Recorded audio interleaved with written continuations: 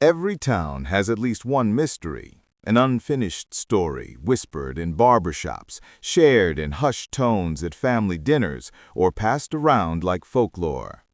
In our small coastal town, that mystery was a woman named Elise. Every winter, on the first snowfall, she returned. Not in summer, not in spring, only winter. She stayed exactly 3 days, always in the same small inn by the harbor, always in the same room overlooking the frozen sea. Then she disappeared again, without goodbye, without explanation. Before we begin, if you enjoy heartfelt stories like this, don't forget to subscribe and comment where you're listening from. Now, let's begin. I first met Elise when I was 22, freshly grieving my father and working the night shift at the Lighthouse café. It was the kind of place where fishermen grabbed coffee at dawn and lonely souls came to sit by the windows when the ocean looked too big to face alone. That night, snow fell like crushed pearls from the sky, and the wind howled against the glass. The café was empty, except for a woman in a heavy blue coat sitting at the corner table, hands wrapped tightly around a mug of hot chocolate. She stared out at the sea as if she were waiting for someone who'd been gone a long time. "Cold night," I said softly as I refilled her cup. She didn't startle, didn't look surprised that someone had approached. "It's always cold on the first snowfall," she murmured. "Locals say it means the sea is shifting," I replied, trying to make conversation. She smiled faintly. "Locals say a lot of things." Something about her, the quiet grace, the sadness in her eyes, made it impossible to walk away. "Are you visiting?" I asked. She hesitated. "Something like that." A soft silence settled between us. When she finally spoke again, her voice trembled. "Do you believe people can haunt places even while they're alive?" I didn't know how to answer. But she continued anyway. "Some places keep pieces of us, memories, echoes. They hold on to them long after we leave." Her words stayed with me long after she left the café that night. The next evening, she came again. Same table, same drink, same quiet, aching stare at the ocean. This time she asked, "Do you know what loss feels like?" I swallowed. "Yes." "Then you understand," she whispered, "why some winters feel colder than others."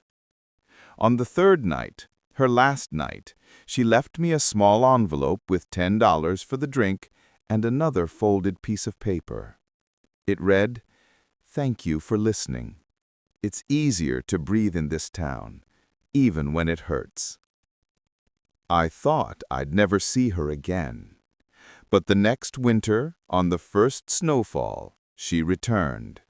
Same coat, same table, same grief buried behind soft, tired eyes. We didn't need introductions anymore. "Rough year?" I asked gently. She nodded. "A year is a long time to miss someone." Over the years, she opened up slowly, revealing pieces of a story that felt too heavy for one heart to carry. Her husband, Leo, had drowned at sea 13 winters ago. A storm, a broken radio, a rescue boat that arrived too late. "They never found him," she whispered once. "Not even his jacket."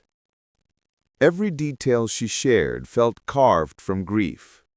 "He loved this town," she said. "Said the ocean here felt honest."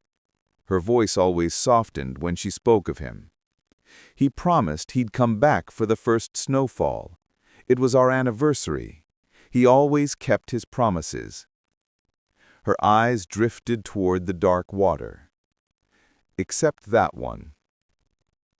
Silence followed. Heavy, endless.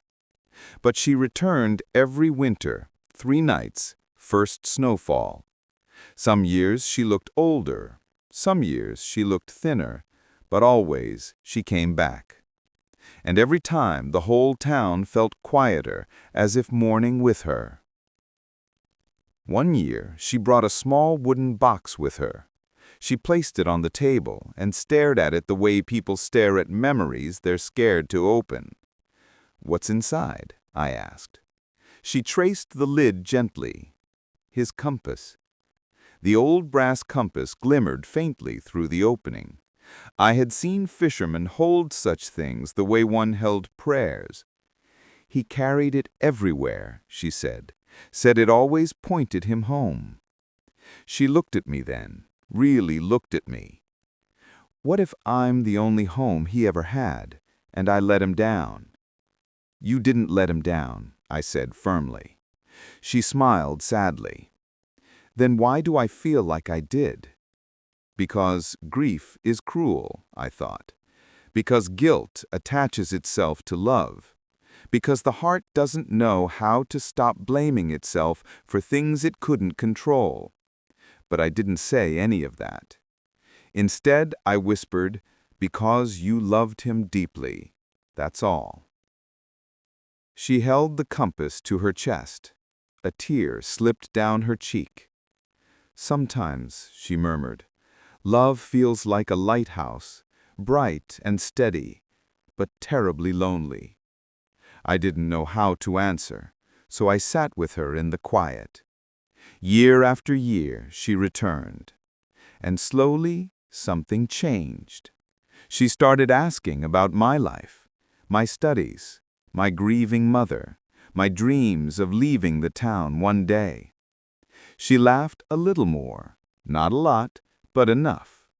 Grief didn't vanish, but it loosened its grip. Then came the winter. Everything changed.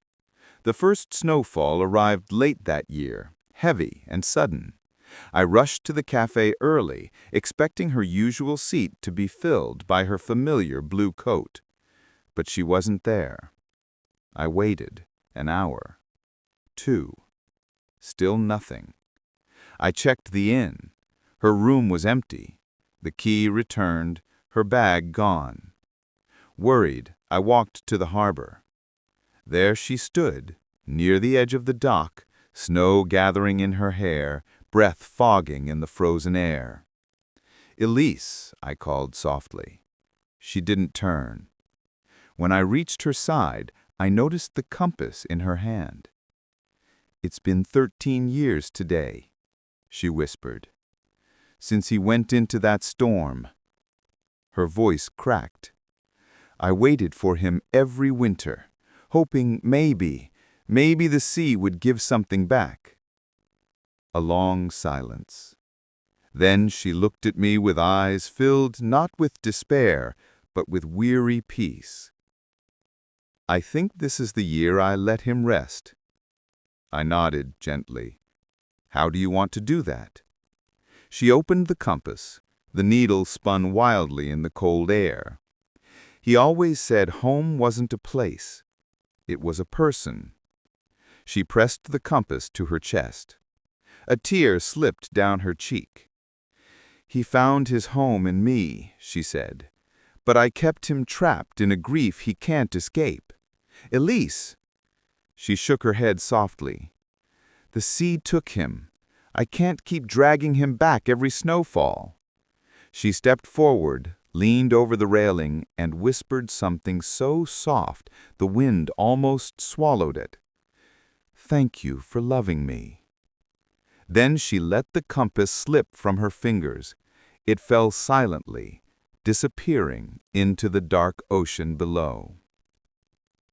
A weight left her shoulders that moment, visible, like a bird lifting its wings after years of stillness. She closed her eyes and whispered, "Goodbye, my love." Snow drifted around us as she wept, not the broken sobs of past winters, but soft, freeing tears. When the storm passed, we walked back together, not in silence, but in quiet understanding. For the first time since I'd known her, her footsteps felt lighter. The next morning, she came to the café for her usual hot chocolate, but this time she smiled. A real smile. "I won't be coming back next winter," she said gently. "I know." She placed a small wrapped package on the table. "For you, for listening, for remembering him with me." When she hugged me goodbye, she smelled like winter air and sea salt, and when she walked away, she didn't look back. I never saw her again. But every year on the first snowfall, I walk to the harbor. Sometimes I bring a flower, sometimes just a memory. And every time the snow hits the water, I imagine a man returning to his love, guided by a compass not of brass, but of devotion. Some love stories don't end where we expect. Some end quietly, with a woman releasing a compass into the sea. Some end with healing rather than heartbreak. And some love stories simply choose to keep going. If this story touched your heart, don't forget to like, subscribe, and share your thoughts in the comments. Thank you for listening.